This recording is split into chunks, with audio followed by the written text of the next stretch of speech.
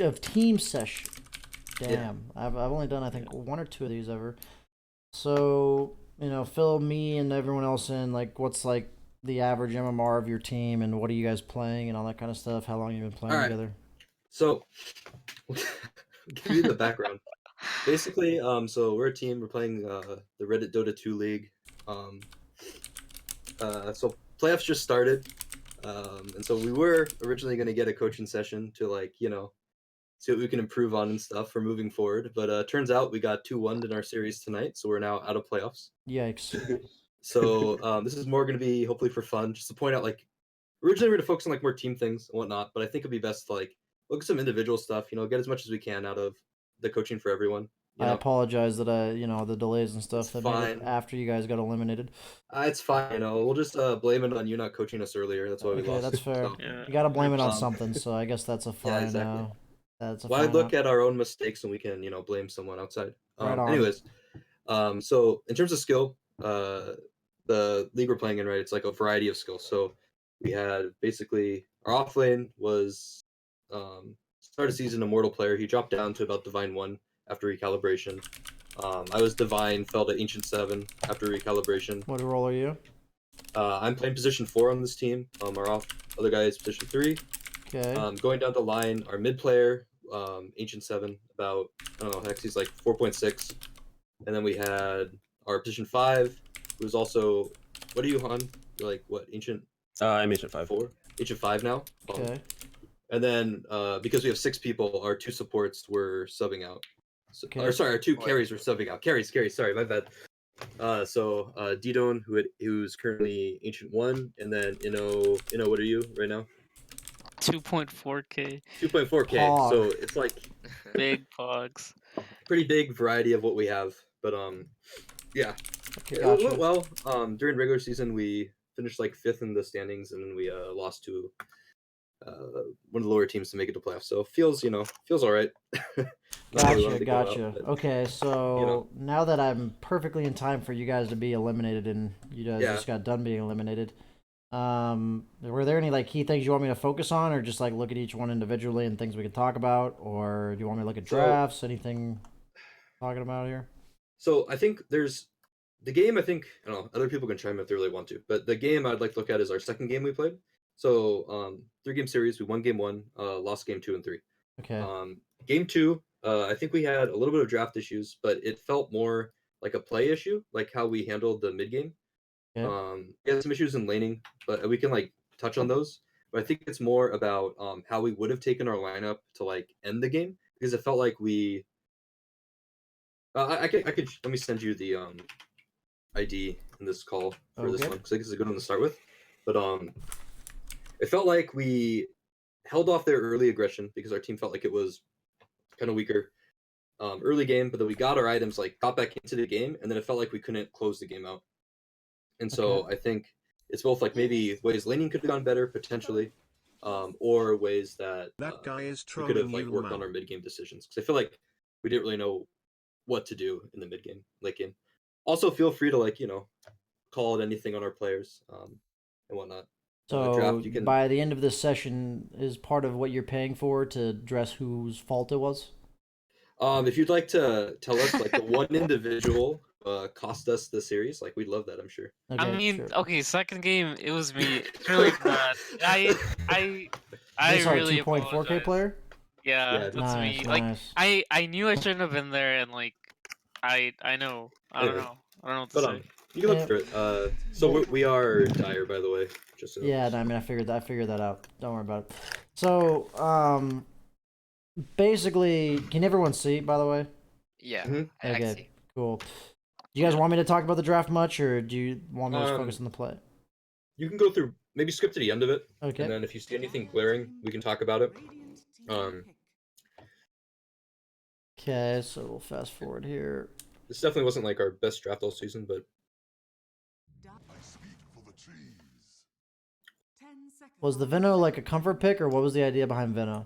So it was a comfort pick, partially. We also were thinking that Veno should work well against Axe, just due to stop him from blinking, damage over time. Well, you had last pick, wasn't Axe after you? Oh, you're right. Axe, dude. Trying to justify my pick. It was a comfort pick then. Okay, I was just gonna say I don't tend to look too much at drafts unless it's literally tier 1 Dota, simply because there's a lot of comfort picks. Like in terms of Veno, it's like I see a core that doesn't lose like against the Veno Gale, and then Oracle who like completely fucks all of Oracle's shit, or sorry, all of Venomancer's shit. So I'm like that's why I generally don't look too much at drafts, and I just say like let's make sure we make the best out of our draft. That we can. Like earlier picks, generally just comfort picks, and then like late game, like or later on in the draft, like it's still a lot of comfort picks, and I think like honestly, even if you're 4 or 5, 6K, it's probably better to pick your best heroes than it is to pick the perfect hero for the situation. So obviously you want to pick the best hero out of all of your heroes, but so I'm not gonna worry too much about this after looking at the draft. Like I think Stormbeard's okay. They have like limited disable, but they also have like they do have Pangolier, who's like pretty decent against Storm because of the silence and stuff. So it's perfectly fine. We're not gonna worry about the draft. I'm gonna watch as many individual things. I think I'm gonna fast forward through the safe lane at 5, like pretty fast speed for the first 5 minutes, and then I'm gonna go to mid lane, and then I'm gonna go to bottom, and then we'll kind of condense it to like a team game, I guess. So we'll kind of look individually at each lane first. Yeah. So items are fine.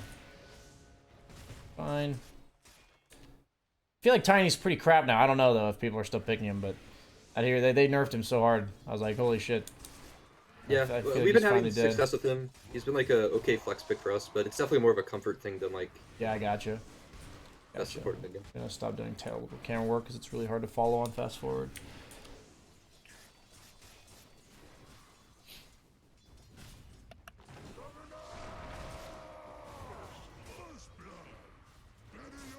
Sorry, did Mockingbird say he was in the session? He's watching. He's not gonna be in here. Oh, okay.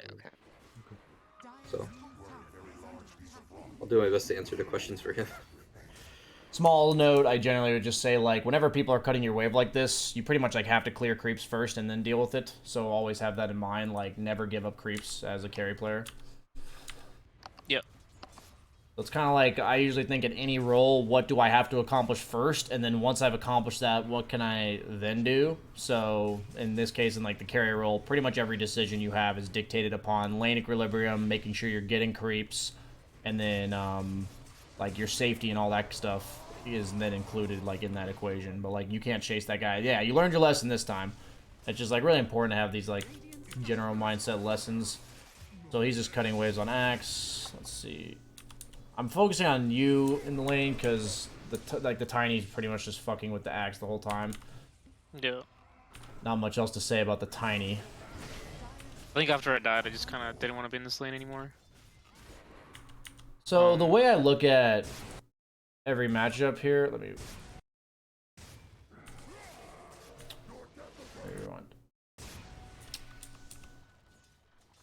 I think about like what situations favor me and what situations favor them. So if you're against, since there's a team of you and I'm gonna have to like get past things, I'm probably not gonna ask questions. I'm just gonna kind of talk. Yeah, so like generally speaking, you want to think like what situations favor you in a lane, and like so immediately against Axe, like it's against this hero every game. Is that if you fight him within the creep wave, it's like really bad. So creep aggro is like super important, and I notice you don't really use creep aggro. So it's just something to consider where creep aggro basically repositions the creeps to favor you. So against this matchup, it's super important because if you walk up to the creeps and he walks up to the creeps, you're taking a ton of damage and he's not. So in this case, you let him catch you out with the call underneath the creep wave, which then makes this happen. So the main message I'm giving is really try to think about every lane matchup you're in, guys. This is going to apply to any of you. Think about what situations are good for you and what situations are good for them. Like what gives them favorable trades, what gives me favorable trades based on items, levels, like where the creeps are, like in terms of the lane equilibrium, where are the creeps in terms of just positioning of the creeps itself. Like Axe is a hero that wants creeps around, so does Legion. But Jug does not want creeps around like once he hits 6. You know, these are just very simple but things that people need to think about before you go into the lane, so you're like then avoiding it once you are in the lane. Like it's just natural for you that you're playing around it, and like that lack of focus on that aspect is what killed you there. It wasn't the fact that he chased you and dove you. It was that you got dropped down to half health because you walked into the creep wave. So then That's when I just go jungle. Okay. So I don't hate the fact that you're jungling, but when you're jungling on any role, like I want to say jungling, when you are losing a lane, there's two types of losing. There's losing in the sense that you can't do anything in the game, and there's losing in the sense that you're delegated to defending towers. So pretty much this early on in the game, very rarely on a hero like Jug are you ever just completely useless. So never jungle if there's a lane to defend. So since Venomancer died and he's probably going to want to TP top here, at least you should, it's your job to defend whatever lane you're near on jungle. So if you're jungling here, like you are telling me you have to defend this lane. Otherwise, like you should not be jungling here. So if you're jungling here, you looked at bottom lane. I literally saw your player perspective. But now you need to be here when this creep wave goes into your tower.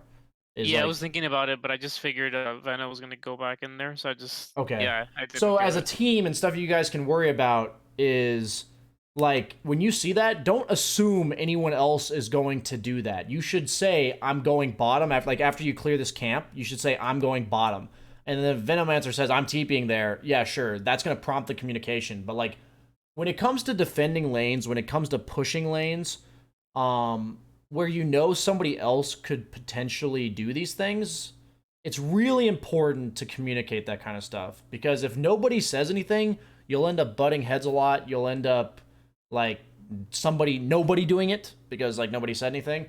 And the main thing is if you instigate that communication, generally speaking, somebody else will either like you'll be the one that takes the farm, or if Veno was like thinking about bottom as well, he will also respond to you like that. So it's really important to like initiate that communication. And that goes for everybody, like in the team setting. So it's just where if you're ever thinking somebody else is going to do the job, but they're not actually doing it yet, it's really important to have that mindset. So let me think okay, so you end up going bottom. So let me refresh myself. What's the MMR for Ancient? I hit it last night. It's like 3. Yeah, low end's like 3.7 to like 4.8, I think. Okay, gotcha. 3.8 to 4.8. I just making sure because I heard all the different numbers, but I need to make sure I have an idea because I do kind of cater my coaching based on what the MMR is. So you're about 3.7 on Veno. Veno is Divine 1 right now. Okay, gotcha. Okay, so I'm gonna go ahead and rewind after this, but I want to talk about this first. So in this part of the game, it's like really important to like gauge. You know, you have decisions to make when it comes to your initial laning setup, and then you have decisions to make at around this point in the game. It's gonna be somewhere between 6 to 10 minutes because that's when the laning stage kind of starts to dissolve, but you're still laning like. Just like you are no longer glued to whatever lane you started in, basically. So what I mean by that is like at this stage in the game, you're against Pangolier, who doesn't give a shit about Gale, and when he has ultimate, kind of just kills you. Like if you think about it, what are you gonna do if Pangolier ulti's on top of you? Like I don't think there's really anything you can do against it. And then on the other hand, you have this Axe hero who's like completely reliant on walking at people. And that's exactly what Venomancer is good against. So I understand if you guys want to set up your lane the way you did at the start. That's perfectly fine. But when you die or when this part of the laning stage happens and like rotations happen, an example like Jug rotated out of top, it's really important to consider where you fit into this equation. Like who fits where. Like sometimes like there's going to be lane matchups, say Ursa against Ember. That's like really good for like the first 8 to 10 minutes. But afterwards, Ursa doesn't really want to lane against Ember anymore. So then if Ursa says, I'm no longer laning mid against this Ember, then somebody has to take over that lane. So it's kind of like what happens in terms of communication is if you don't like your lane anymore, the Jug should say, I don't want to lane top anymore. And then it's on every player on the team to consider their role in that regard. Like if it's Storm, I'd be like, that's not me. Okay, keep doing my thing. Like Earthshaker, that's not me either. I'm gonna keep doing my thing. And it's like with Veno, you can say, well, I'm choosing between bottom and top. And in this case, I hope it's obvious now that I've portrayed it why it's way better to be against Axe than it is against Pangolier. And on top of that, Jug's actually pretty good against Pangolier because generally speaking, Pangolier can't really solo kill Jug. So Jug, who's having this weak start, will actually still be able to lane against Pangolier, but he can't lane against Jug. So in one example, you have a hero that's kind of like threatened by Pangolier, and you're making the Jug jungle. In the other example, you have like Tiny and Veno top contesting the Axe, and you have Jug kind of defending the tower against Pangolier. So you're occupying like 2 lanes. But instead, you guys are delegating your resources in a way where Veno's kind of just chilling under his tower, and this is happening. Right? Like, Tiny's not very thankful for you to TP bottom here. So it's just one of those things where you have to gauge laning matchups at the start of the game, and then you have to gauge them again at this point in the game. Where should I be? What hero do I match up well against? It's just like at the beginning of the game, you're addressing like how everyone works at like level 1 through 4 or 5. And now you're gauging like once these heroes hit 6, who threatens who? Who's good against who? Like how do these heroes work? And especially if you're like Divine 1 and you're like getting up in the MMR like that, it is super important that you start thinking about these types of things really critically, because at this stage in the game, it's kind of difficult to be on the right part of the map.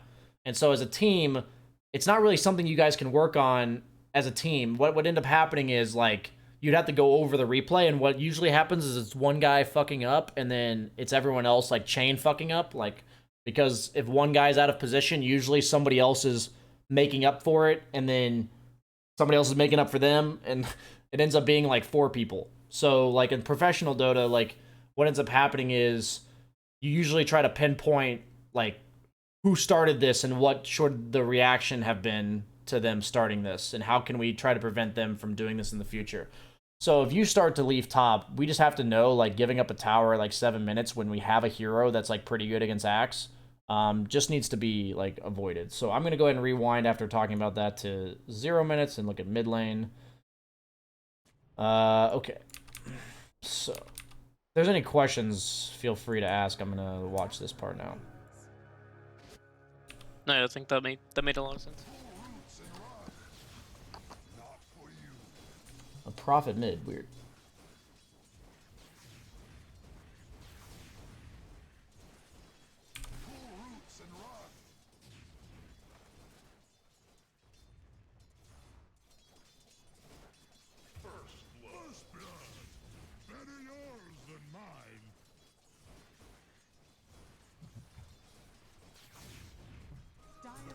I don't play a ton of Storm, but I feel like in this lane, I feel like the way I determine Storm is like how impactful his Remnant is in terms of leveling his skills. So I feel like in this lane, you're kind of forced to stay back a lot and just farm with your Overload. So I feel like my personal opinion is that Overload is much more valuable. I feel like if you're against a hero like Ember or, you know, some melee hero that has to walk up to you, that Remnant's like really powerful. So I would potentially go 2 points in Remnant. But in this case, you're literally standing back and her NCSing with Overload, which kind of makes sense because you're against Prophet. So the main emphasis I want to make from this for everybody, I'm generally like looking at things that can apply to everybody that I see in specific examples, just for the record, is it's really important to think like what each skill's power is and how you can utilize it in this lane. So, for example, in this lane against Pangolier, I probably would have never put more than 1 point in Gale, because against Pangolier specifically, Gale's just kind of meh. And you're also against Oracle. I may have not even leveled Gale because Oracle can just purge it off.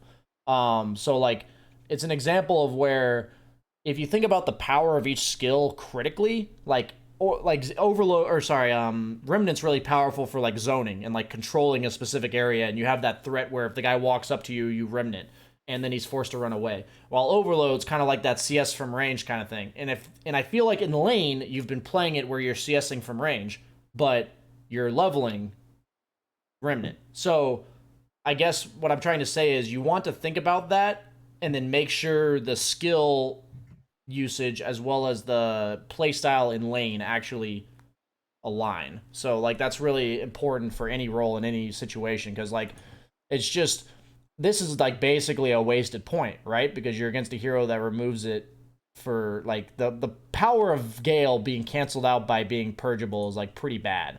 So like in this lane, I definitely would have just gone 0-2-3, and at an even greater level, I'm thinking to myself, I can never really kill them because they have Oracle. But then on top of it, I don't really want to contest this guy when he's level 6. I'll probably be contesting Axe.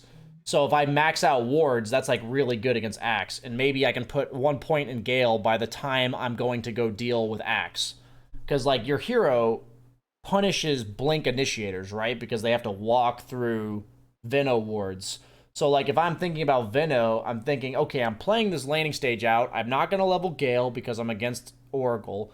But then who on their team do I counter? Prophet doesn't really get countered by me.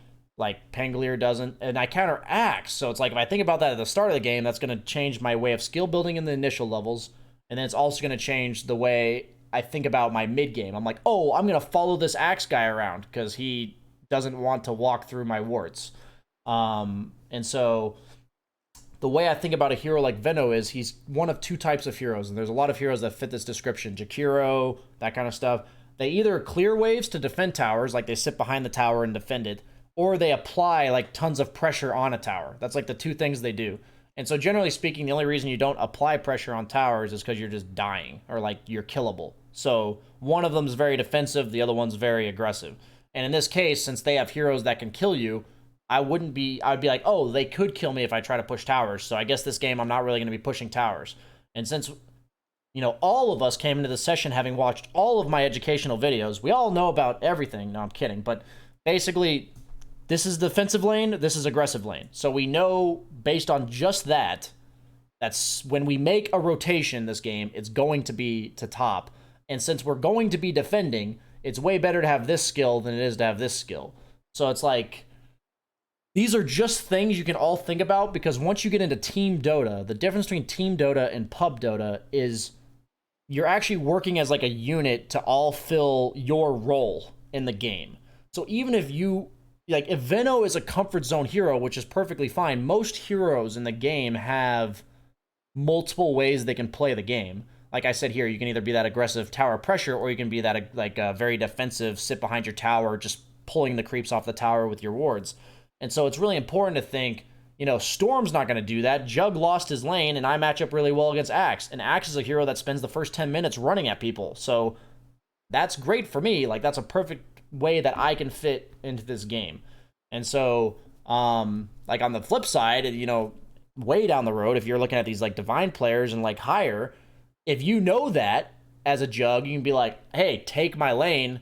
I'm going to go to your lane because I know, like, that's what you want to do. You can kind of start to think, like, how can your teammates help you? Because you're like, I don't want to be in my lane. And then you look at your teammates and say, oh, this guy could be in my lane. Like, I'm leaving.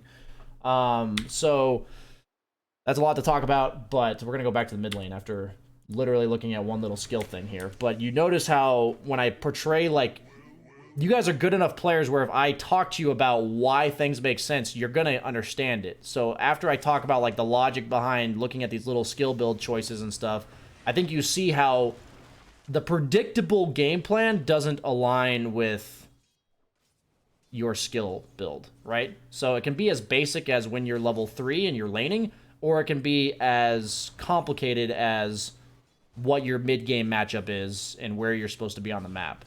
But the goal behind what this whole spiel I've been saying is to think about the game this way, such that even if you're messing up, you're at least making an educated choice, which is going to make you improve, like, drastically faster than if you're kind of just going through the motions. Because I feel like pretty much all of you are in the bracket, like, it's especially the, like, high 3Ks and 4K players, where people are, like, usually pretty mechanically skilled, but they actually just don't think critically about Dota. So if you really care about advancing from that bracket, then that's really the only way to do it, in my opinion. So, or at least the most reliable way to do it. So in this case, sorry, if you guys have any questions, go ahead. Oh, no. I was just agreeing. Nice. You know, I think the whole Veno, like, yeah, that makes a lot of sense. The Veno situation down there. Definitely should have taken the lane. That's a joke. It's just, the important thing about that lesson is that realize you're asking yourself what the lane matchups are at the start of the game. But then there is this, again, question at the 5 to 10 minute mark about who's taking what lane and stuff. And, like, how you match up. And it's all different, right? Like, each hero is different level 1 than they are at level 6. So just knowing that you have to start thinking critically about these matchups is, like, super important. And so for Storm, I think it's okay if you're being really efficient if he's not actually pressuring the tower. I do think your mana management is a little, like, you either need to have more clarities, you either need to have help, but they shouldn't be taking this tower for free. So there's two choices when I talk about jungling, and I feel like this is a huge problem in like anywhere between 3 and 5k, is people jungling and just giving up lane pressure entirely. So let's be honest, Storm's not a hero that pushes, we all know that. So like, you're a hero, like I had a coaching session just a second ago, that was a Spectre, same idea. You're not going to pressure towers, but if you're not going to pressure towers, you also need to avoid losing towers, like, for free, because then you just lose map control. And as, you know, as hard as it is to sometimes describe to people, I understand you want to farm, but if all your towers are dead, 10 minutes from now, you're not going to be able to farm anywhere. So let's, like, be greedy and think about the fact that by defending our towers, we're allowed to farm more. Like, you know, so what I mean by this is when you are in a lane, like this, where like you're farming around mid lane and you're jungling, you have two options. One, you're going to rotate to defend your own tower. Or two, you're going to know that you can't do that and you have to tell someone on your team, hey, I can't defend mid, I need help. Or somebody take mid lane. Or, you know, something like that. So the point is that like everyone kind of has this like, you know, responsibility that they have to take care of.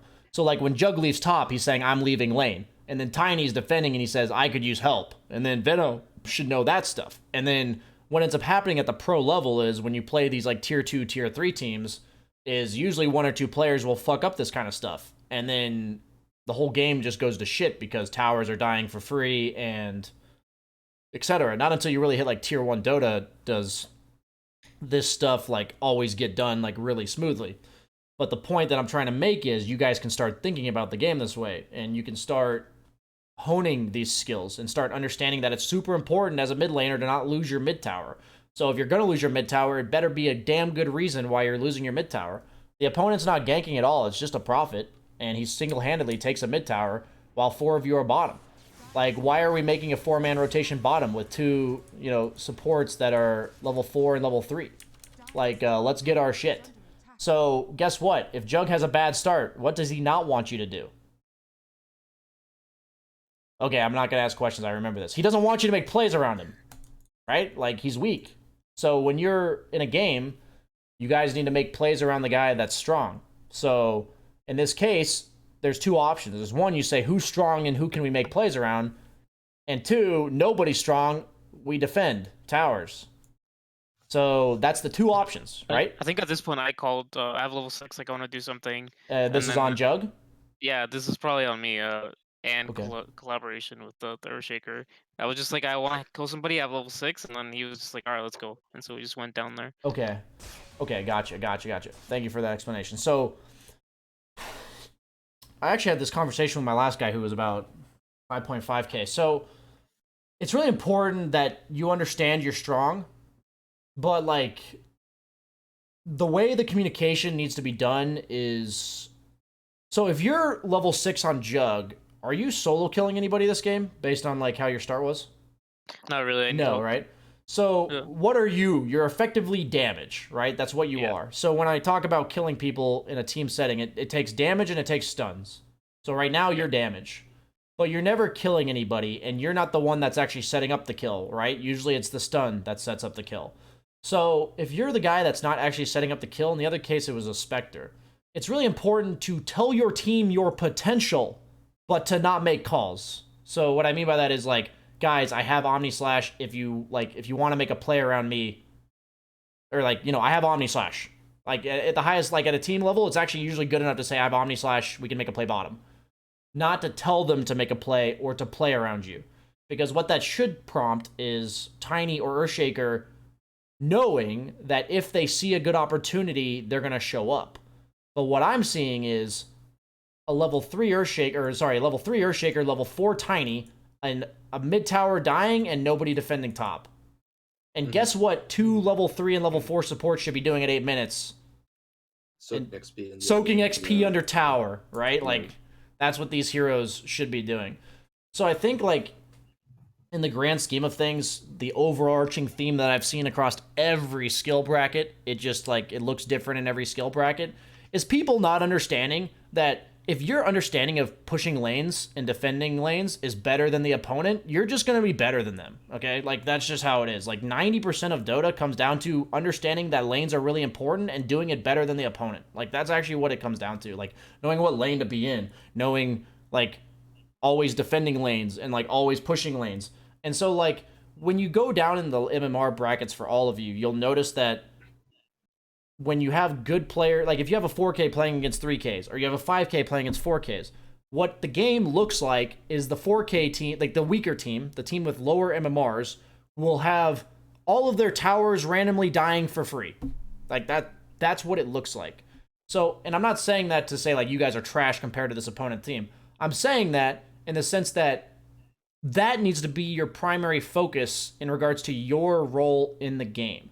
So, like, you're not allowed to go for a play down here if 2 of your towers are dying for free. So, like, if I said earlier, you guys all have to take care of your own thing, that part of that gauges into worrying about lanes. Like, who does what, like, in terms of defending what lanes. Like, if you leave your lane as a carry, somebody better damn defend it. And it needs to be a pretty crucial conversation you guys would have after the game about who could have defended this tower and why? Like, could we have defended this tower and why? Like, always considering, like, the stuff you gave away for free. Because at the end of the day, you are going to give random objectives for free, but it comes down to people thinking about it to make it not happen. And then secondly, if you guys are grouping up to get something done, what that implies is that you are strong enough to get something done. So, like, as a support player, if you're asked to make a play, it is partially on you to understand you are a useless piece of shit. Like, it is partly on your... You know what I'm saying? Like, I'm not saying that, like, you're a bad player. I know what you mean. Like, you are a level 3 shaker at 8 minutes. Like, you're useless. Like, in the grand scheme of things. Meaning, like, what I mean by useless is, okay, maybe a fissure could, like, help get a kill. But for the most part, nothing's more important than taking free XP under a tower when you're level 3 Earthshaker. And so, guess what time you would see a level 3 Earthshaker making a play? The answer is when there's nothing like this going on. You see what I'm saying? Like, yeah, it makes sense. This is always a better option. So a lot of times, towers dying for free is a combination of cores not communicating their relevance to the lane, and supports not understanding how to play greedy. And so, like, what it comes down to is if a core wants that lane, they should have it. But the support's job in the first, like, 10-15 minutes, kind of sad, but it is the reality, and that's, like, how you need to think about it, is cleaning up after their carries and their other cores. Like, if they don't want to defend this tower, then I'm defending it. But, like, when you think about it as, like, cleanup, it sounds bad, but, like, you're actually doing something you want to do. Like, you're farming underneath the tower or, like, soaking some XP. And so it's like when Jug leaves his lane, it's good for Tiny to be soaking lane, like, XP under tower, but then, like, the next step of this, like, down the skill tree of climbing or whatever is, like, you're not enough to defend this tower, and Veno could have some serious impact. We're not going to give up this tower. There are some games where, like, you ask yourself, hey, as the offlaner, if I TP to your own safe lane, you just feed, and you're like, okay, I'm not going to do that. Like, I'm not going to TP to my own safe lane in this game, and I'm just going to let my support die under tower. And that happens sometimes. But these are, like, the critical decisions you guys would have to think about as a team. And so I'm guessing you guys are, like, separating after this. Like, you guys are, like, the season's done, so you kind of will get, like, randomly drafted next year or next season. Pretty much. Yeah, so for you guys, like, going forward, it's just really important to know that this is all just an equation that you guys are all a part of. And it's just important that these questions get asked to yourself. And if you're not the one doing it, knowing that, like, if you're a carry, it's super important you don't lose your tower for free. So if you're the one that's not doing it, then communicate that it's not going to be you. And then if you're, like, you know that defending a tower is important, if you're going to do it, communicate that you're going to do it. So it's like, but, like, you don't have to tell people I'm jungling or whatever. You know, I don't think that's helpful to say I'm jungling. You can say, somebody take mid lane. Because, like, if you say I'm jungling, then somebody has to realize, oh, you were the mid laner. Oh, mid lane's free. Oh, I should go there. Right? Like, you jungling, that's, like, bad communication if you think about it. You want to communicate based on the responsibilities of like of what needs to be done in the game, like in general. So like I'm not defending mid anymore. Somebody soak. Like that's better than saying like I'm just jungling. I'm just giving you guys examples because I want you to think about the game in this objective sense of what needs to be done on the map and like taking care of what needs to be done. So now I basically see like 4 people grouping up, and I think what ends up happening is mid tower dies for free, and then Axe takes top tier 2, or at least does a lot of damage to top tier 2. And the thing about this is that nothing that goes on here is good enough to validate this and this. That's the best way I can explain it. Is if you guys even go like 3 for 0, that's like even. Like if you guys kill 3 of them and none of you die, that's like even. You're losing a mid tower, and unless you guys respond, you're losing this tower. So like that's why lanes and considering lanes is so important. So like when I'm in my own lane, like in the laning stage as like a carry or an offlaner, I think a lot about if I'm going for kills, how much I'm sacrificing to get those kills. Health and mana, how many creeps am I going to miss? Am I ruining the lane equilibrium? This kind of stuff. So if I consider all of those parts of the equation, the lane equilibrium, my health and mana, maybe an ability cooldown, like if you have to expend time walk when you're level 1 void, that's like a pretty big ability cooldown. Then if I've then considered all of that stuff, I can go for a kill. It's kind of like the same thing with like objectives in the mid game. It's like if I've considered all of the lanes we need to take care of, then I can go for an objective. So never, like, the whole point of Dota is like if the opponent is strong, like say they're stronger than you, generally what that means is they're going to represent objective threat. So in that case, you're kind of thinking to yourself, what objectives can we defend and how? And if we're not going to defend the objectives, we should try to split push. If you're the stronger team, you need to think like, what objectives do we want to take? What are we going to do if they defend? And like, how many people do we need to defend these towers? But the main emphasis is if you're the team that's trying to take objectives, you do have to worry about defending your own stuff. Because like, even if you're the team that's ahead and you bring 5 heroes to a push that only needs 3, and the opponent takes 2 towers at the same time, like that's really bad, right? Like you're overcommitting to something. So like in this case, I would say you guys are not overcommitting in the sense that you're bringing more heroes than you need to. You're bringing more heroes than you can afford to in this case because you're behind.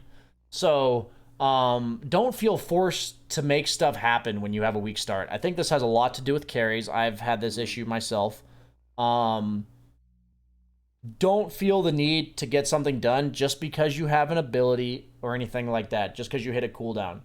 Always just communicate to your team the potential of your skill and then ask yourself how that plays into the game. So like, hey, I have Omni Slash. That's a decent amount of damage, but I have a level 3 and a level 4 support and we're losing 2 towers. So like, it doesn't matter in the grand scheme of that kind of thing. So I feel like I see a lot of randomly forced things in team play that literally is not tier 1. I honestly think like tier 1 is about the only time this stops happening. So right now, this is just, honestly, on pretty much, I'd say it starts with what I sounded like a carry trying to get something done when you guys weren't strong enough. And then it takes that mistake combined with supports not having the discipline to basically say no. So if you're like understanding where you're at in the game, like every game has support, unless you're like snowballing out of control, at some point you have to soak XP before you start making plays. Like there's this point in the laning stage where you cease to be able to make plays because the enemy cores are just out leveling you, right? Like at this point you're level 4 and the opponents are level 6. So your impact as making a playmaker as a support is just not there anymore until you get your crucial like boots and level 6. So it's like you need to ask yourself to hit that point every game. Like make sure you're getting these times where you're soaking XP under tower. I've had people in my games that are even like 6k that are just like level 4 at 15 minutes. And they're talking about how busy they were fighting all game. And I'm like, I'm telling you, if you play this game properly, there's actually no way in fuck you'll ever be level 4 at 15 minutes. Like, you know, I understand you want to make excuses or whatever, but there's no way in hell. And a lot of that as a support is recognizing your limitations. Like, that's actually just comes down to stop forcing this. In the general scheme of things, I talk about this all the time. This is where the enemy team's going to make plays. This is where we make plays. So when do we go here? It's when we want to make plays, when we feel strong enough to make plays. If we don't feel strong enough, then we put the weakest possible hero that can defend a lane there. Meaning, if the 5 position hero is not strong enough to defend it, but the 3 position hero is, then you should dedicate the 3 position hero to defend it. But you should not be spending the 1 position to defend a tower if the 5 position can defend it. Does that make sense? What I mean by like putting the weakest possible hero to defend a tower? Because yeah, if you put a hero that's like stronger than you need to defend, that leads to not taking any objectives, because the guy that's strong enough to go do other things is... Right, they can't do it. Yeah, exactly. So like, what ends up happening if you do that is you'll have your like level 10 carry defending a tower here, and you'll have like 4 level 6 dudes like trying to take a tower. And you're like, if you just like switch the level 4 support with the level 10 carry, suddenly you're still defending this tower and then you're taking something. But in this game, the only guy that had a decent start was Storm, and that guy doesn't take towers.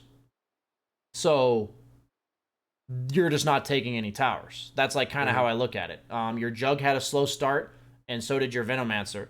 And your Venomancer doesn't have wards, like leveled up past 2.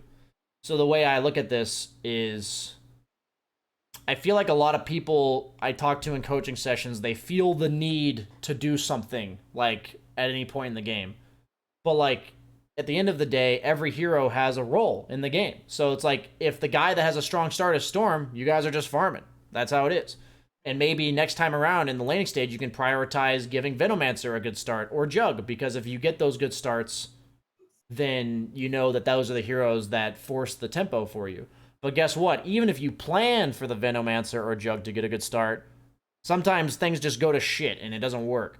So in that case, you guys need to think at this stage in the game, whoever your captain is, or if you're the Venomancer, be like, you know, if that guy that we wanted to be strong is not strong, we need to not try to do the thing we would have done if he was strong. Like, if we would have used his strength to push a tower, but he's not strong, then we're not going to push towers. You know, like, if we needed Ursa to have a strong start to do Roche, and Ursa had a really bad start, we're not going to try to do Roche. Like, it seems so simple when you, like, spell it out like that. But that's why if each individual player is, like, thinking about their responsibilities, you should not try to do people's jobs for them. Okay? Like, if the Venomancer, if it's his job to push, then every push for the most part should be called by him. If it's, you know, if Earthshaker's got a blink and he's the initiator, like, teamfight initiation calls should be made by him. Like, that's the point that's why Team Dota is such a fucking headache, because if you have, like, one guy not doing his job, it actually makes it, like, really difficult to do this. But as an individual player, you're going to make the team more successful, because at the end of the day, every team messes up. Everyone everyone messes up. Just think about your role in the game and think about what you need to get that done. So, like, if you want to be the pusher, you know, think to yourself, who do I need to help me? So maybe Jug wouldn't rotate to your lane on his own, but if you tell him, hey, I want to push bottom, let's rotate. But it's like, at the same time, you need to avoid being the Jug who's not responsible for that, telling your team to do that. You know, like, there's, like, you know, it's a hard line to find. But the important thing that I emphasize from this for all of you going forward is to try to think about that. Because if you think about your job in the game, you'll suddenly realize you'll avoid, like, micromanaging other people, and you'll also avoid making calls you shouldn't make. Because if the guy that's not supposed to initiate makes the initiation call, that's when it leads to, like, the guy randomly blink echo slamming nothing. Because he feels, like, pressured to do something that he should have made the call on anyways, if you get what I'm saying. Nobody knows how to do their job better than the guy who's supposed to do it. And if that isn't the case, then the guy probably shouldn't be playing that role or whatever. So, moving on. So, past this point in the game, we kind of had this awkward engagement. We're down by 2k. We've lost 2 towers. And we're pretty much stuck on defensive mode for a long time now. And I think you guys all know that at this point. And you're giving up another 2 towers. So this is, like, the reason why the early towers are so important is because this axe doesn't leave top if this tower is alive. So by keeping this tower alive, you're stalling this kind of thing happening. So it's even more important to realize that towers are just like a snowballing effect. It's like a tug of war when one, or like a tightrope. If you're falling off one way, you're just gonna keep falling off. And so if you give them more than they should get at 8 minutes, it's gonna turn into them getting way more than they should get at like 11. What you're seeing right here. So, were you guys a question? There might be some lag. Oh yeah, I'm hearing it in your guys' voice. I think there's one robot. Robot. Yeah. Okay. Restart call. Alright.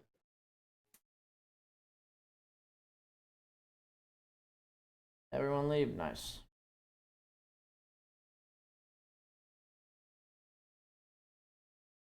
Hello?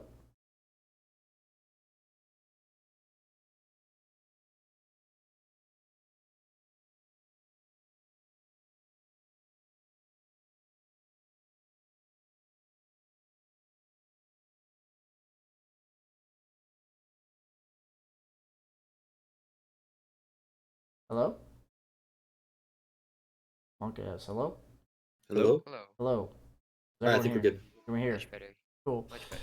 I don't know whose end that was on, but it doesn't matter. So, did you guys hear what I just said? Or no? Was I being a robot the whole time? Not really. Okay. What did I say? Oh, basically what I said was you're basically on a tightrope where if you give them more than they should get, it's gonna like snowball out of control because you're just gonna keep falling off. Like if you give them a little more towers than they should get at 8 minutes, they're gonna get like way more towers than they should get at 11 minutes. So a lot of what's happening right now, it's actually important for you guys to understand that it's because of what you did at like 8 minutes and 7 minutes. So the way to prevent this from happening once you're in this scenario is to like look back like 4 minutes and like figure out to solve that problem. Because if you guys didn't lose this tower for free and this tower for free, then they wouldn't. Go ahead. But Can you reshare screen? Oh, sorry, That's all good. yeah, There forgot. we there go. we go. If you Back. guys didn't lose this tower for free and this tower for free, then the Axe and Prophet wouldn't just be leaving these lanes and then grouping up with their team here, right? Right. Definitely, So- the axe not showing is like really big because if he gets blank, like that pushes us behind. You can't farm anything anymore, so you gotta be Yeah. careful. Yeah, no, and the fact is now, like, because of what happened top and mid, you guys are now, like, losing 2 or 3 towers bottom, which is, like, if I told you by giving up that tower for free mid, you're allowing them to do this, suddenly this becomes a lot more alarming for you to defend this tower mid, right? Like, Yeah. that's like I said, it is a combined effort between cores and supports. So, like, anyone could have fixed it. Either the mid laner could have demanded somebody defend that tower, or the supports could have just known it's their job to defend the tower. Either way, like, it is a collective effort that somebody could have done it. And the emphasis for all of you is if all of you are doing it, or, like, the more of people who are thinking about this kind of stuff, the less it's going to happen wrong, right? Like, but, like, even in, like, when I'm on my teams, I'll make the mistakes, my teammates will make the mistakes. And so, we're just trying to minimize our own individual mistakes when we look at these types of things. So if you're doing your job, it's just that much less likely that something like this is randomly going to happen. So at this stage, we're in a pretty rough game, and I think that was just a classic example of trying to force something when you're in a pretty panicky spot. So let's look at everyone's itemization at this point. Yikes. In terms of, not very much net worth spread amongst you guys. So, I mean, at this stage in the game is just really awkward. You guys are just basically playing catch up and dodge here, and Yeah. probably are just gonna feed to an axe. Yeah, I mean that's pretty much what's gonna keep happening. So the reason why, generally speaking, if I'm doing like an individual session, I'll go chronologically, is because the decisions in the game, in my opinion, are all very similar. Like, the decisions you make at the 0 minute mark are the same as you make at the 7 minute mark in terms of, like, lane matchups. But the 7 minute mark one is more complicated than the 0 minute one. So when you're talking about what lane to rotate at 10 minutes, it's the same, or 8 minutes, it's the same decision as it is now. But at 13 minutes, it's way more complicated than at 8 minutes. So I'm actually going to ask anyone who wants to answer, Who should be defending top tower right now? I would say everybody, because like the axe is just so strong. If we send 2 people, like the axe will take him out. I don't know. I think with any you +1 hero. send maybe Veno with Yes, wards, it or you is send a Venomancer. support. It is Venomancer. So what I mean by this is I'm not going to even argue how many people you need at this tower. The emphasis is who on your team is responsible for defending towers. And so no matter how many people you have at this tower, 1 through 5, Venomancer is going to be at the tower. So if you have 1, it's only Veno. How do you decide whether or not it's just Veno or 2 more people? Anybody? I'm actually willing to ask this question. Kill potential versus being killed? Yeah, it's just a matter of how many people does Veno need to help him do that. So the way I look at it is you have Venomancer, who I talked about because of the nature of your guys' heroes. He's the one that defends towers. So if he's the one that defends towers, it's his responsibility to be at every tower defense ahead of time because he's a hero that has to set up for the tower defense. So then when it comes down to every player then doing their job, meaning that, say, Venomancer's here, it's on him or other people to communicate how many people we think we need to help him do his job. So an example would be if it's Jug's job to push this tower, then it's either on him or other people to communicate how many people we need to push that tower. But if you look at every lineup, there's always one hero that's meant to defend. There's one hero that's meant to push. There's one hero that's meant to gank. You know, there's things in the game that are done by somebody on the team. So it's like, if you're the ganker, and like, there's different types of gankers. If I'm an Ursa, who do I want to gank with me? I want somebody who has a disable, right? If I'm an Earthshaker, I want somebody who has follow-up damage to me, like, in order to gank with me, right? So it's just like, if I'm the ganker, I need to think, like, as long as I'm ganking. And so it's like, if you have somebody that's supposed to defend this tower, and they're not defending the tower, this is what happens. If you have somebody that's supposed to push a tower, and they're not pushing the tower, bad stuff happens, right? If you have lanes that you're supposed to defend, and nobody's defending the lanes, the enemy gets free objectives, right? So that's why thinking about your own role in this team atmosphere is super important. And what ends up happening, in my opinion, is I bring to light all of these things that could potentially influence your role, meaning like all the options your role could be. If you think none of those are your role, then that's one of 2 scenarios. One, you're completely useless and you should just fend and go get jungle farm or sitting underneath a tower or whatever. Or 2, you should say, okay, what hero on my team is strong enough to do something? I guess I'll go hang out with them. like if I feel completely useless, am I better to help the guy defending? Am I better to help the guy ganking? Am I better to help the guy pushing? You know, because in general, unless you're just losing by fucking 20k gold, somebody on your team's strong enough to do something. So if you're not strong enough to do something, you're either so weak you literally have no impact, which like is kind of like the supports at 8 minutes where you should just be soaking, or you should ask yourself who on your team is strong enough for you to help. And so that's why if you don't have these things going on, all that ends up happening is chaos. Like what happens here, like somebody randomly getting Omni slashed in their jungle, your Storm Spirit feeding underneath his own tower. Like this is all just what I would deem chaos, right? Like this is like randomness that I can't really predict, and there's not much to coach about it. So like when I see a bunch of heroes top, and I understand how important lanes are, what's the first thing anyone else on the team should be doing if they're not top?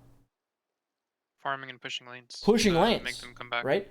So the lesson you guys can have for yourself in terms of lanes is in the early game, it's really important to not give away towers for free.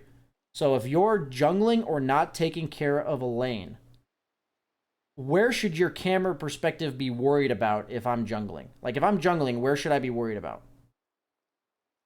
The lane that you're supposed to be in. The lane that you could be in.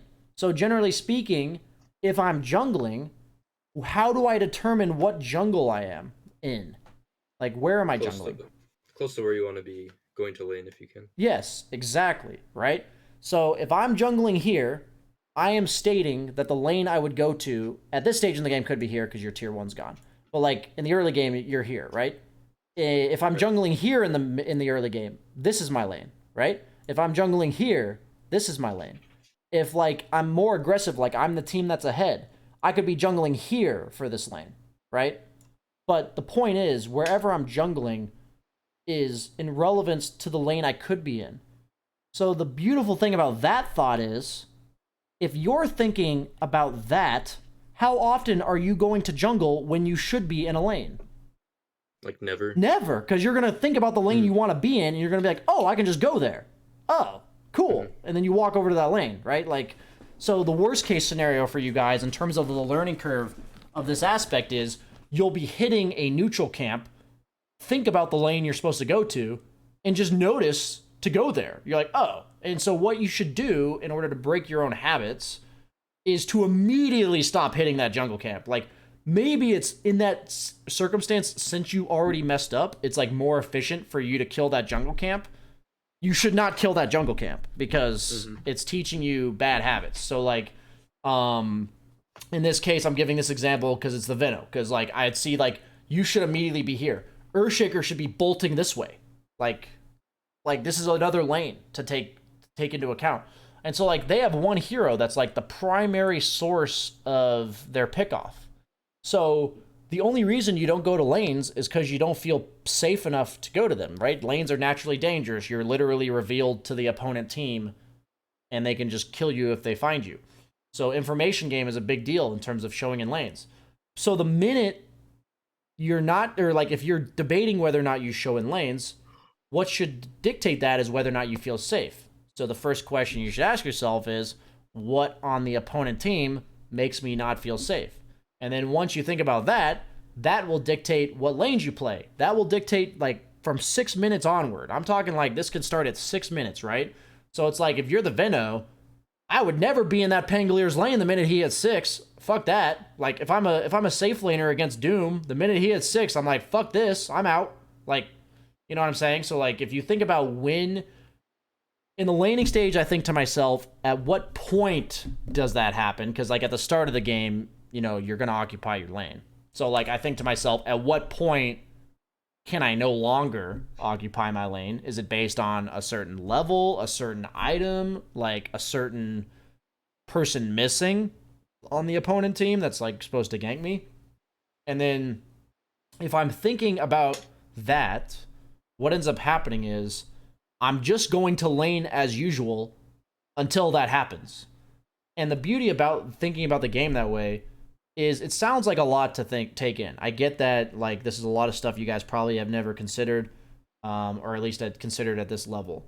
And so it's like, if you're considering the moment you're leaving your lane, all you're doing is just playing the lane and looking out for that, right? Like, that's all you're doing. You're just playing the lane, and the only thing you have in the back of your mind is when that specific scenario happens. So it's like, if you're jungling and you don't want to lane bottom, because that's the lane you'd want to go to, the important question to ask yourself is, why am I not laning bottom? And if the like certain factors can be equilibrium of the lane, and what I mean by that is if you're an off laner, maybe if the lane's right here, you're not safe enough. So, but if the lane's right here, you are safe enough. So if you're telling yourself, I don't feel safe to lane bottom when it's right here, you should be watching the lane for when it hits the spot that you do feel safe. So then to add on to that, it's on you to be like, at what exact line am I safe? Like, draw this zone. If I'm jungling here and I'm like considering going to top, where is this exact line that I'm going to like draw on the map where I'm allowed to be, right? Like, that's just how I look at it. And so if I draw this line for myself, the minute enemy creeps enter that line, I better fucking be there. Like, I better be at those creeps, whether it's defensive, whether it's aggressive. Meaning, if you're the team that's stronger and you're supposed to be able to push this tower, or you're supposed to play all the way up to here, because you're on Dire and you're supposed to be all the way up to here, the creep should never allowed to be getting here. Like, the creep should never reach here, because you should be here ready to cut them right here, right? Like, that's an example of like, if you draw that line, that's how you start creating map pressure and making sure you're defending your towers for free and making sure you're playing this efficiently. Because all this game has really been is you guys grouping up inefficiently and the opponent team having pretty straightforward pushing heroes like Prophet and Jakiro and just killing your towers. And then suddenly they have like a 4K advantage at 11 minutes. So you guys are not strong enough to fight them head on. But since you can't fight them head on and they have pick off and split push, suddenly this game's kind of just like gone to shit. Looks like they're probably going to throw based on how long this game ends up going. But at this stage in the game, you're pretty much at a point where you're relying on them to really mess up. So let's go ahead and play it out and see what you guys do. At this stage in the game, you know, it's important to still like consider like what could we do to win. And all you're doing is giving yourself the best chance for the opponent to mess up at this point. Okay.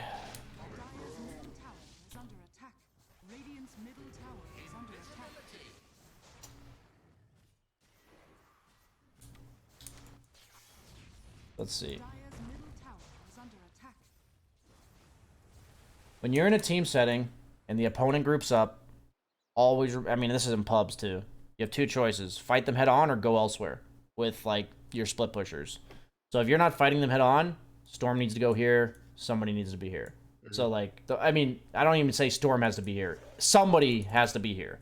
So just really know that in the back of your mind that if they are grouping, I have to either be part of the contesting of like fighting them, or I have to be pushing a lane.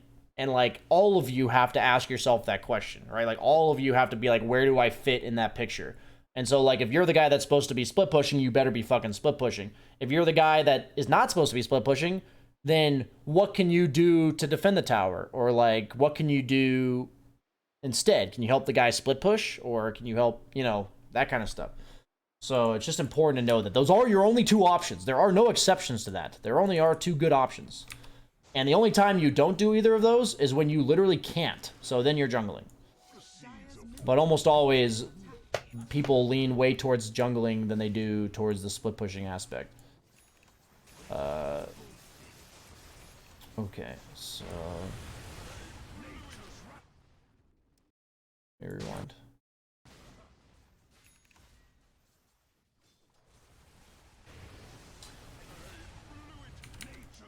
So, in this type of game, I think you guys are pretty aware that you don't want to fight them like head on. So, the way I look at this scenario is when you're behind, the place you want to take an objective is here.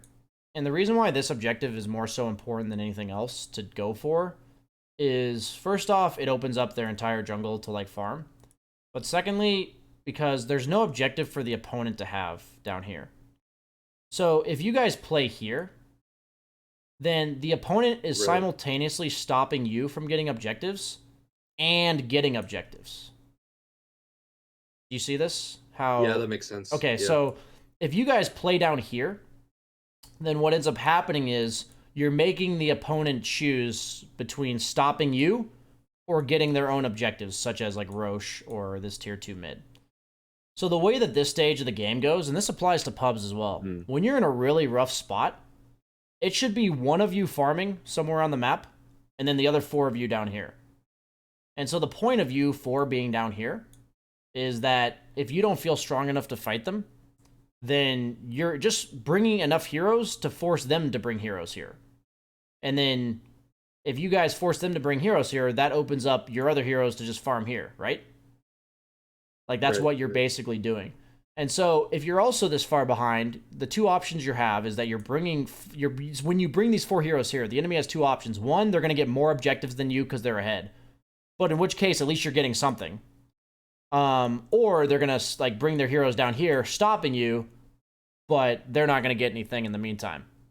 So, that's why it's so important, basically, when you're this far behind, somewhere between 12 and 18 minutes, I'd say is like that region, maybe a bit earlier, maybe a bit later sometimes. Just a fucking 4-man down here.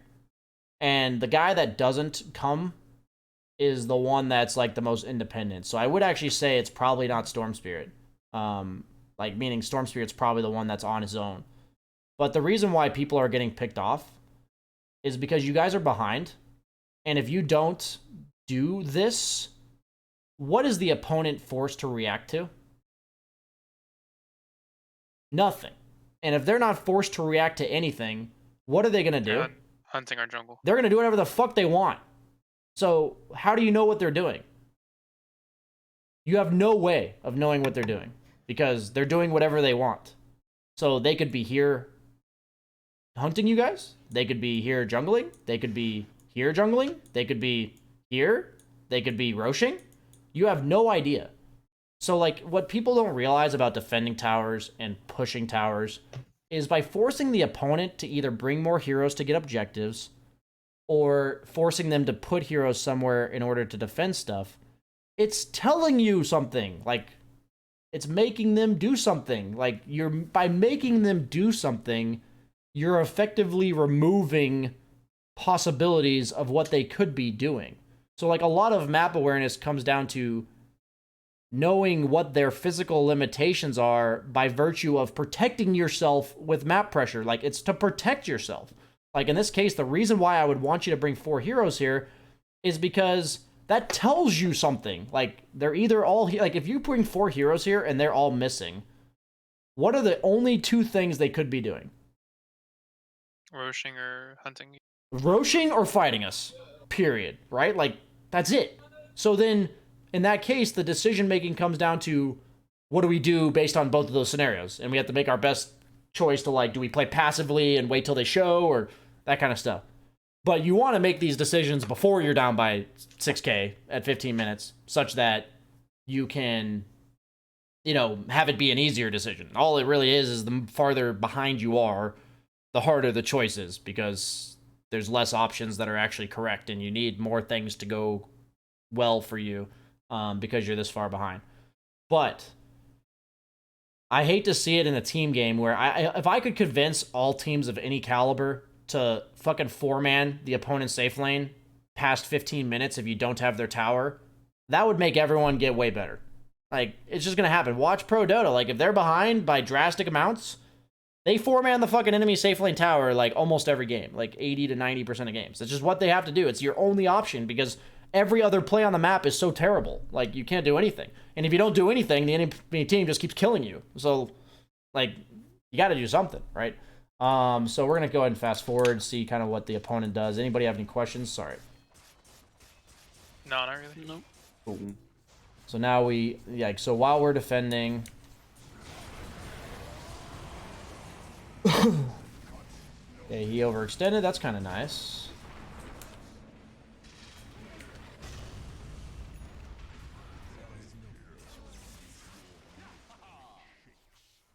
This was nice of him.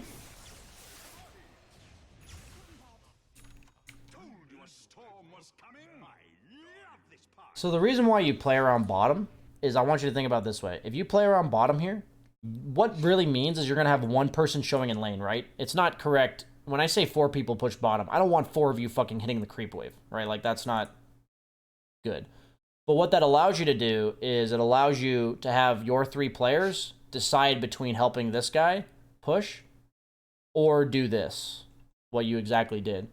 So my point that I'm trying to make is if you guys play like that, where your 1 player is playing here and then your 4 players are playing here, then you then have the choice between contesting this push that you see or you can do this push.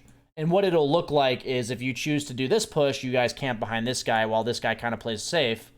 But if you choose to contest this, it's this guy pushing the lane and TPing while the other 3 of you are walking there. So that, what you just did there would still be an option. But the problem is, like, that play kind of just happened by virtue of the opponent just overextending and feeding rather than you guys kind of, like, setting up for it.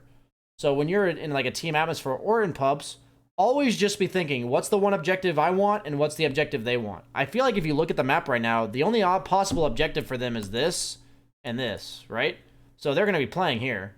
So your 2 choices as a team is to fight them here or go here. And this is literally decided because this is where they are. Meaning, like, if you don't want to fight them, you choose the objective that's literally the farthest possible objective from them. So usually objectives are dictated by the team that's ahead. So, like, if they're... usually when I'm in a game, I ask myself, who's ahead? And then, based on that, look at what objectives they want and then the opponent's objectives are determined by that. Like, if that makes sense, right? So, if I'm the team that's ahead, say my objective's here and I'm Radiant. If I'm thinking about the opponent getting an objective, I'm going to immediately assume it's down here. Because this is my objective, and this is as far away as possible to me. And that will help you if you're thinking about that. Because as a team, like, if you're all on the decently same page about what's going on in the game, you'll just be on the same page about, like, where you guys want to fight and that kind of stuff. And when somebody says, are we fighting mid? People will have already been, like, thinking about that and whether or not they want to fight mid or anything like that. So you guys get the fight. You're too far behind to probably get any objectives. But you immediately split up and farm. So when you don't want to fight them, let me rewind here. So you got this fight, you killed them. What's really important whenever you win a fight is making the best use of it as possible. Okay. So then you guys immediately team Shrine. Okay. You got 15 seconds before people are alive. Isn't this a classic? We have 15 seconds until people are alive. Let's hit some fucking neutrals, boys! Yeah! So this is something that's literally the plague of 3 to 4K bracket. So you have two choices when you win a fight. One, after the fight, you still want the fight, in which case you just barrel down a lane, right? Like you just four-man down a lane. In which case you go down a lane. In the other case, you don't want to fight them. So what's the best way to prevent fighting them? Push out the lanes. Push out the lanes so when they're alive, the lanes aren't pushed for them. So they have to spend time while you don't want to fight them to push lanes. So with those two being the only possible scenario, what do you do after you kill them? Push lanes. Okay, cool. Nice. Good talk. So like that is literally the answer, right? Like you go push a fucking lane. And the only time you don't push a lane is when by the time they're alive, you literally could not have been to that lane. So what's so important about pushing a lane here? Any idea of why this lane was so important to push immediately on any hero that could have pushed it? Because What's the their goal objective is they R tier want 2. mid tower? That is true. Absolutely. So that is a factor. But what It's happens also- if this lane's pushed into their tower? Someone's gonna respond. And if they don't respond, what happens? You take it. Okay, and you also know they're doing something else. Yeah. So It gives you information. it gives you a lot of information, right? You're either going to force one of these guys to TP in front of your face, which means you know they're not elsewhere, or you're going to know they're elsewhere because they didn't TP here, right? Right. So They can't do that anywhere else in the map. and that's why if you don't push out the lanes in this spot, what are they going to do when they revive? Whatever they want. Whatever they want. And so how are you supposed to know what they're doing? We wouldn't. You wouldn't. Like, there is actually no way for you to know. So that's why I'm just emphasizing lane pushing at all stages of the game. It looks different and it affects it differently at all stages of the game. But the importance of the information and, like, resources you're getting from pushing lanes is just super important.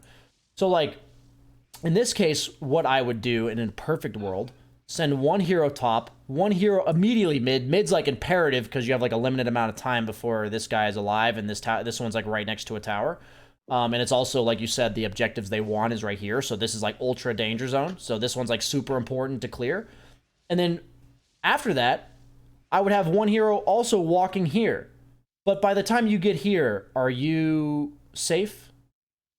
No. No. You're not. But by the time you get here, because of this and this, will you know where they are? Yeah. Yeah. So you can choose to push the lane or just jungle near the lane, right?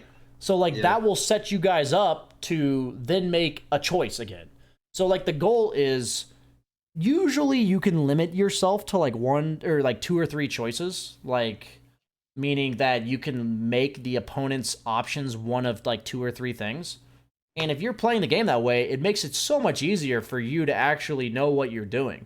Like, no matter what bracket you're in, like, even if you're, you know, as low as, like, the 2-3K bracket, like, you can still know if you only have 2 choices. Like, if I know the opponent's either TP'd here or here, that helps me a lot. Like, but if I don't know anything, like, your guess is as good as mine. Like, you know, where they're actually going to go.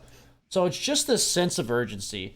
And I think if you guys as core players can, like, get it drilled into your fucking mind every time you walk into a jungle camp, you have gone through this security check of no lanes are allowed for you to farm in, then you'll have a good mindset. Because, like, act like this spawn square on this camp is a checkpoint of you saying, I'm not allowed in any lane. And if that's the case, then you're allowed to complete that camp. Because, like, that's such a mind-boggling thing for people to break. Like, it's just such a crazy habit that people get into. They're like, more neutrals, more gold, more experience. But now, look at what the opponent does because none of their lanes were pushed. They just go back mid and They just go back mid, right? What ends up happening is if you guys push mid immediately, it delays this process by 15 seconds. Okay? And then if one of you had gone bottom, you would have been able to stop this guy from single-handedly pushing the wave. I'm not saying you, like, kill him or whatever, but, like, you also push this wave. So this wave's, like, over here. So by the time they get here, it's 15 seconds later, and this guy's already pushed this lane in, and this lane's, like, right here. That's, like, the effective net what would have happened. So this lane's right here, this one. This lane's right here. This lane takes about an extra 15 seconds, and after that 15 seconds, this lane's right here, which you guys are now threatening a tower. So even if you're behind and you still don't want to fight them, at least you're getting kind of a trade out of it, right? It's like a storm split pushing, so it's not like a ton of damage or whatever on the tower. But now, because we didn't have that sense of urgency when we killed them, we're right back where we started, right? Like, maybe we're 3k gold better than where we were 3 minutes ago, but we're right back where we were in terms of map control. Storms resuming, the passive farming up here, and the 3 or 4 of you are sitting here. And that's what we really need to avoid happening as often as possible. Okay, so... let's see here.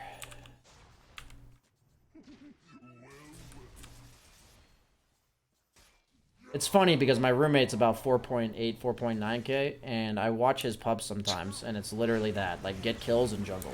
And that's like, if your guys are like trying to climb out of the 3 to 4k bracket, that's like the absolute plague of what defines you as a 4k.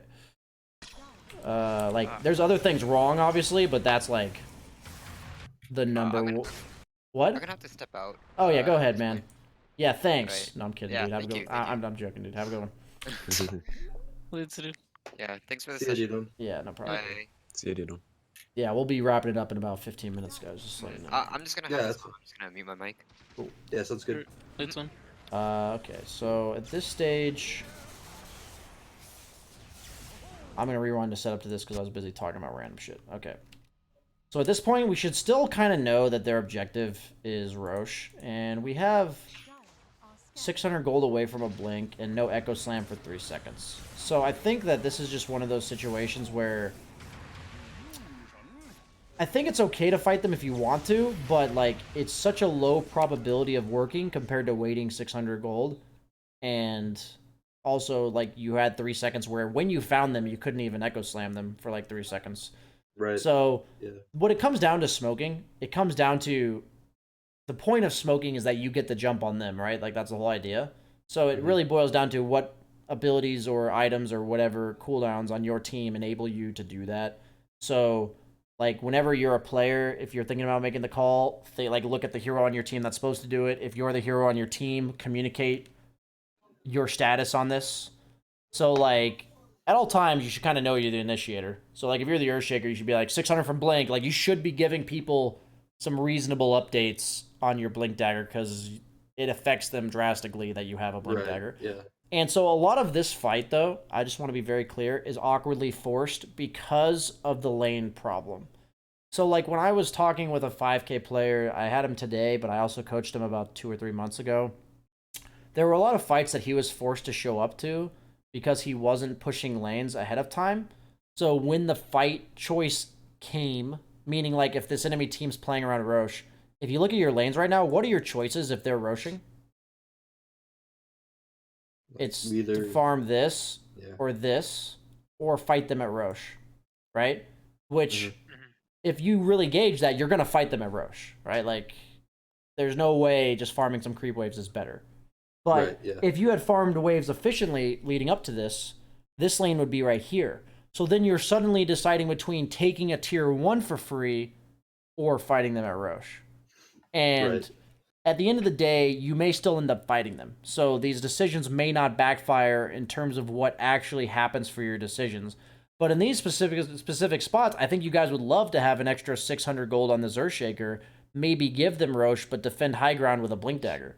It's just one of those things where when you ever feel awkward in a fight, meaning like you didn't want to fight here, you should look back at the last 3 or 4 minutes of map pressure and what you guys could have done to make the lane situation better. Because generally speaking, the lanes dictate how fights are awkward or not. Like, meaning that you don't want to fight, but you choose to fight anyways. That's like the feeling I'm talking about. Right. Yeah. Yeah. So always look at that kind of stuff. So you end up taking the fight. I mean, it doesn't go terribly. So it's just one of those things where I don't really care at the end of the day how the fight goes well or not. Like, if you guys have different teammates, if you like, even if you're on the same team together again, like fights can have so many random possibilities. So I don't really worry about the outcome of fights. I just worry about what led up to those fights. So this is a pretty aggressive build on Storm. I'd say against like Prophet and Axe, it's really important. Okay, so against Axe specifically, I think it's really important. Anybody know like what the #1 important item against Axe is? Yules. Yeah, okay, Yules, right? So if I'm Storm Spirit here, I'm thinking to myself, the only way I die is Root, Call, Pangolier, Silence, and if this guy builds an Orchid. So I think he already has an Orchid at this point. I know he does. Yeah, I'm he just just saying died that like to- if this yeah, guy yeah. builds an Orchid, right? So like what I'm saying is potentially, say this was an Ursa, okay? And I look at all these heroes as potential ways of killing me, and I know that Ursa could buy a Basher to kill me. Yules doesn't really solve that. So maybe I would be more hesitant to buy a Yules, potentially, because there's a hero on their team that could kill me anyway. But in this game, I'm saying the way that they currently kill me is addressed by a Yules, and the things they build into to kill me are addressed by a Yules. So with that all being said, you should have a Yules, right? The reason why it's I not didn't build one, so this makes this is more sense. I went Aeon Disc instead. yes. So like yeah, I the should reason have why Yules. Yules is better overall is because it doesn't just protect you. If you're around any of your teammates, they're no longer gonna die to Blade Mail Call as well. Like the Yules doesn't actually stop you from dying to Axe. It stops anyone around you from dying to Axe. So like that's a pretty big deal. I've had games in my 7K bracket where I'm against a Blade Mail Axe as a carry that gets soloed by the call, and if one of my fucking teammates built a Yules, I wouldn't be dying to Axe all game, and it's nothing I can do about it, and it makes me really upset. So either way, I'm not taking that on you, Storm Spear player. But the point is, in this game, Yules would have been really nice, and it's just important to think about like just traditionally every hero in the game has like kind of items people build against them, like 4 staffs against Ursas and halberds against troll warlords and stuff like that, So Yeah, I definitely should have. just keep this stuff in mind where it's like, remember how when I talked about defending towers, I want everyone to do like a self-check on what their role in that is. It's like, I want you guys to look at the opponent heroes and be like certain heroes you don't need to itemize against. Like, you're not going to itemize against like Oracle or Jakiro or some shit, right? But like, in terms of like team items, but like if you're thinking about items, it's like Axe, Yules is worth considering. It's not my job though. Okay, I'm not gonna build Yules. Like, it's not on me. Like that's kind of how I look at it. I want you to at least consider that you were the one supposed to build Yules. But it's not always you. I don't want you guys to build Yules on heroes that like have no business building it. But I think it's technically better to have a Yules on the wrong hero than it is to have no Yules at all. So even if your Storm Spirit and your pubs should have built the Yules, maybe Venno could consider building a Yules. Don't build a fucking Yules on like Juggernaut. Like, don't ruin your fucking game, right? But like, if you're a hero that Yules is like a reasonable item, but it would have been better on somebody else, if that guy's not building it, then you should build it, right? Like that's kind of how like I'm trying to look at it. I mean, would you have argued that this game you should have had like more than one Yules? Like, I think probably 2 heroes. I think at least one, but like at that point, I think Yules on Venno would have been absolutely fine. Like, I personally don't think Pipe does all that much, just because what Pipe does is it allows you guys to like walk down lanes and push. Like, this is like a team fighting walk down lanes kind of item. I feel like when you're in this recovery mode, you need to stop the bleeding of feed Like that's kind of how I view it. Like at like 10 minutes when you had that Midas, I think like I need to stop the bleeding of feed. So I'm gonna build items for myself or teammates that help us not feed. And I would think probably like Force Staff or Yules or like, you know, medallions or glimmers or, you know, these types of items are the ones that are worth considering. And then like the way I look at it is when you're that behind, you need to build items enough to recover and then you build items to fight them. So I feel like this pipe is an okay item, like second, but it shouldn't be like right after the Midas. And that's all about like imagining how the game is gonna look. So it's like an item with pipe. It's like we're gonna fight them 5-on-5. But if I buy this pipe and we still can't fight them 5-on-5, then why the fuck am I buying a pipe? It's kind of like if I'm a carry and I know my fight condition is a BKB, but I go BKB like second item and the rest of my team isn't ready to fight, then why the hell did I buy a BKB? Because we can't fight anyway. So it's the same idea with like these team fight items with pipe. I had somebody I remember coaching who was an underlord who he spent the first 15 minutes split pushing. And that's kind of what underlord's supposed to do. But he rushed a pipe. And I was like, pipe's your 5-man item. Why didn't you buy a Helm of the Dominator, which helps you split push for the first 15 minutes? And then once you know you're not supposed to split push anymore, buy that pipe so that you can join your team and fight. But he just had this pipe while he was split pushing. And I was like, we need your item to align with the game plan. So sometimes if you make that educated guess that we need to 5-man and fight them and you build this pipe and then you haven't 5-man them like once since you got the pipe, that's a way you can like kind of learn from. You know, be like, oh, the pipe's good. Like they have a lot of magic damage. It would have helped our team fights, but maybe I'll build it after a Yules or a Force Staff or a Glimmer, or, you know, something like that. Okay, so fast forward just a bit, but we're probably not going to finish the game. Overall, just warning you guys. If there's any point in the game you definitely want to see, just let me know and I'll fast forward to it. I don't have to Trying to see think. anything specific. That sounds like somebody doesn't want me to see something specific. Yeah, I think there's a fight at 40 minutes where we were getting split by a Nature's Prophet. Oh yeah, that'd be good to look at. Okay, let's look at that and then call that like the last like lesson. Yeah, that's fine. Because basically what happens for the next like 20 minutes, we kind of stabilize. There's a lot of like back and forth pushing around Roche, but eventually we take a couple fights, right? And like we come back, we're ahead, right? And so like the next step kind of was like, okay, how do we end this game? Because it felt like they still have like, you know, Axe Call, a bunch of team fight against us. They have NP ratting constantly. And so it felt like we weren't sure what to do in a lot of these scenarios. And but I got a couple of pickoffs randomly, but like we didn't know like, I guess like how to activate our win condition. We definitely shifted and like we started pressuring and shit, and like just getting things right. Finally, yeah. But like, we couldn't finish out the game right. Like that was it. We didn't know how to go higher ground plus deal with the natures at the same time. Yeah, basically. Okay, so we're gonna fast forward.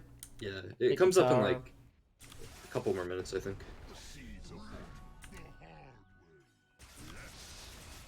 So I think we just like go through top at this point, or at a point soon.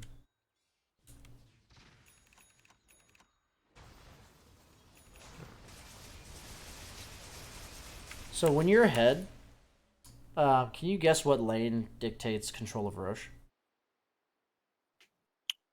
The middle or this side? It's mid lane, yeah. Mid lane. Okay, Why does mid lane dictate Roche? Okay, so if the lane's right here, how many paths to Roche do they have? One, right? It's like right here. basically. Yeah. And maybe like come from this direction, but it's all the same direction, right? Yeah. If this lane's right here, couldn't they be like wrapping on you like this? And they could roam anywhere. They could come through mid lane smoked and kind of stuff like that, you know? So when it comes to controlling Roche, it literally comes down to understanding mid lane. And that's all that matters. So what I mean by this is we're going to rewind. So you have Jug pushing top. And you had Earthshaker push out bottom. This cannot happen.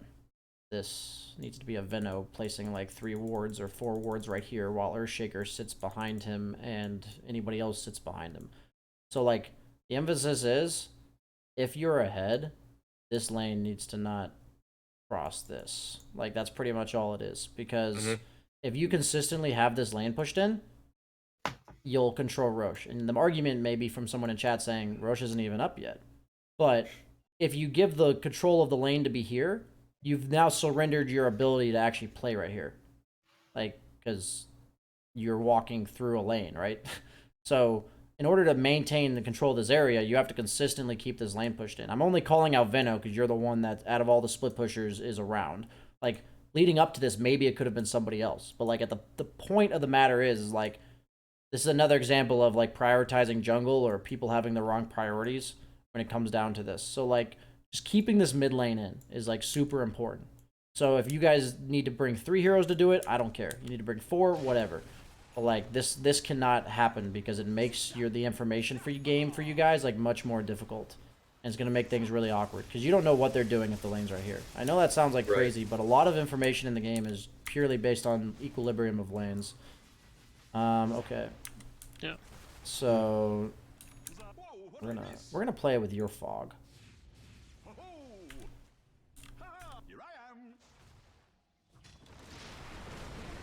What is Tiny doing here? That's fucking nuts! Holy shit. Okay, so, like, if their objective is Roche, like, the only objective that matters on the map, like, 90%, where are they gonna be? Right here, right? Like, that's nuts! So, like, that's a situation where, if you understand that aspect, which is really important to go from this session with, like, understanding people's objectives. If you understand their objective, you're gonna know where they're playing. Last time when I told you this was their objective in Roche, where were they? Right fucking here, obviously. Like, that's where they're gonna be, because that's their objective. If Roche is their objective, and you see this on the map, where the fuck are they? They're right here. Right? So, like, that's something where you can start thinking about the game that way. Like, I'm showing you your fog, so we can have a realistic expectation of a game where this is what you see, this is what you know based on what you see. So, if you're gonna look for a ward control of this area, it has to be like a smoke. The only way you can ever take control of an area that they're in is by smoking. That's, like, the only way. So I respect the notion to deward.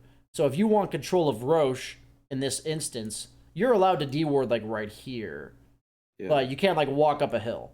So that's actually a pretty big feat because you're down for 100 seconds. Even though you're a support, you do have, like, blink and, like, a decent amount of burst damage and stuff.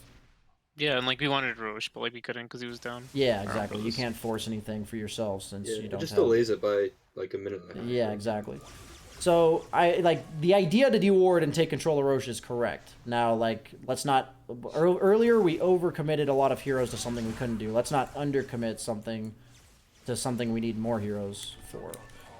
Okay, so I think Earthshaker showing in lanes is really bad. I think in generally speaking, that lane needs to be pushed. So I think between your entire team, you're probably the most important player to not be on the map, just because of how powerful and scary you are. I'd rather, like, I'd literally rather be anybody on your team other than you.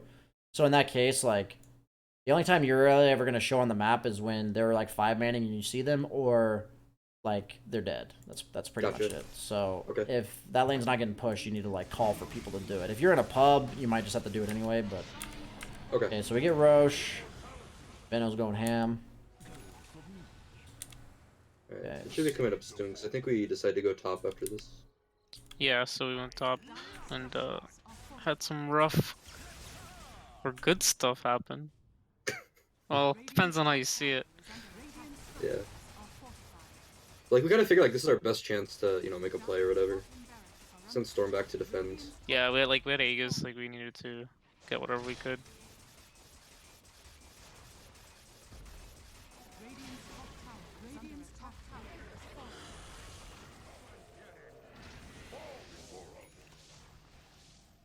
Okay. So here's how this process works. I'm gonna rewind.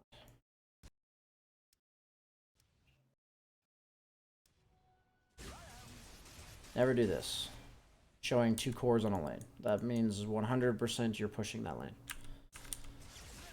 If you have just Jug or just Veno pushing this lane, then the rest of you could be anywhere in the eyes of the opponent team, right? Like, you could be 4-man walking this way, you could be 4-man right behind that guy. It makes it really scared for them to go by themselves, and they're also still going to be scared to go on the guy pushing the lane. So then what can happen is you push. So that's the first and foremost. That's one fundamental thing. Secondly, you see this. So right when you see this, right when you see two heroes, guess what? You saw two cores showing in a lane. Yeah, so You know they're going to push that lane. So the choice you now have is to trade or to fight them. So, and you need to make it the second you saw the information that you needed to do it. And that's the information you needed, right? You saw two heroes in a lane. So the way I would look at this is the people who get to the objective first are better off.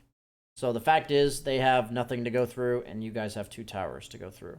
So I would immediately say we have to fight them here. So when I say fight them, I mean get them out of here is like how I look at this. So like I these are the factors I go, okay, they're threatening the objective. Who's favored when threatening? It's them. Okay, we got to fight them. Or like we got to push them away.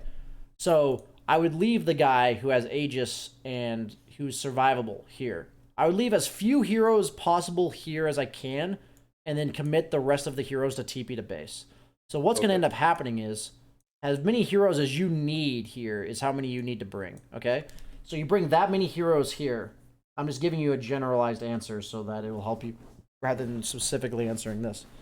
And then what happens is you push this lane out as a team while the one or two guys that were here walk this way. And then you guys meet up here. And now you have this lane pushed out, this lane's like right here, and then you walk down mid.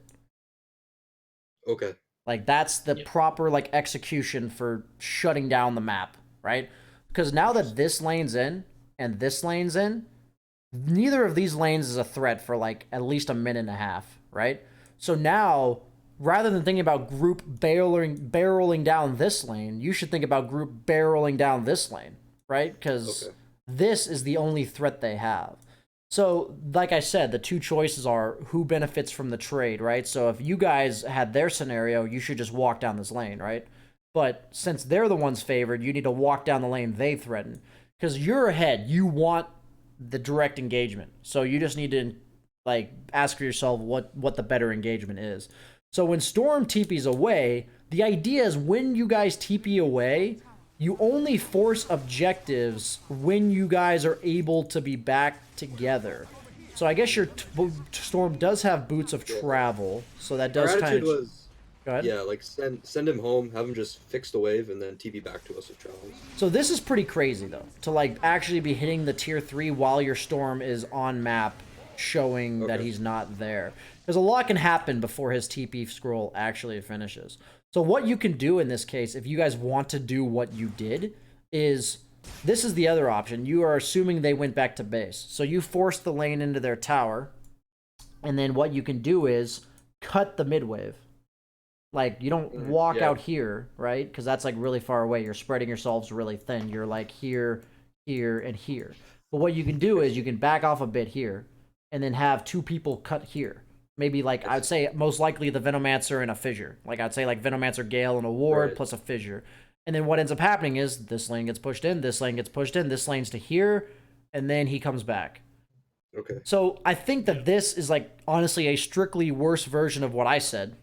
Yep. But it's better if you do it that way than to do it this way, right? Like, that's all I'm saying. So, like, in this way, you're buying yourself, like, about 30 seconds to a minute to push, but it only took you about 30 seconds or a minute to do that. The other way, it took you, like, 2 or 3 minutes to set it up, but it gives you a lot more than 30 seconds to a minute to push, right? So, a lot of that's, like, dictated on, like, how long you have Aegis for and all that kind of stuff. So, I think you had Aegis long enough time to take it slow. So being slow ends up being faster because you don't like randomly, you know, feed and lose the game or whatever. Okay, so I think here, you know, you back off, you force them into base.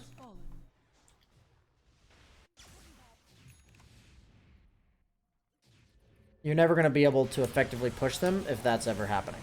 Is really the only thing I can look at. I'm going to keep harping on randomly jungling. Like, you guys are either making a concerted effort or you're clearing waves. That's like, I mean, when I say concerted effort, I mean you are hitting their buildings or you're clearing waves. So Storm Spirit's two options in this case are to join with the team or be pushing this lane. And that's completely dictated on whether or not he feels safe, whether or not you guys are actually pushing the towers. Like, the more later on in the game you go, the more valuable your time is because each hero in the game is more capable of doing more things in a short period of time. So if you spend 10 seconds hitting a jungle camp at this stage of the game, that's like hitting neutrals for like a minute at stage like 12, at minute 12 into the game. You're just spending so much time. So now you're just like this 10, like basically what I'm saying is by jungling for 10 seconds and delaying this push by 10 seconds, you're giving this guy 10 more seconds to do what he's doing, and he can do a lot in 10 seconds with this, right? So that's like the idea behind it. We're pushing the let me see. Yikes. Nobody saw it. Nobody saw that. Never happened. Omni slash on the fucking Lotus Orb into the Echo Slam on the guy that got Omni slash Lotus Orb. Imagine doing that twice in one season. Oh god. Monka, dude. Okay, so I wrap this up with basically saying that you guys are undervaluing the importance of this lane for what you guys need to be doing. When you're trying to force objectives against split pushers, you basically need to take care of the split push first. So generally what that encompasses actually is by controlling 2 lanes like this, forcing those lanes into their side of the map, and then focusing all of your effort on the 3rd lane. Because by doing this, you're basically forcing the opponent to do this, and then by then going here, they don't have any pressure they can create here. So generally it's like teams will do this like wash motion, like if they're on Radiant, they'll like clear these 2 waves, and then go like this.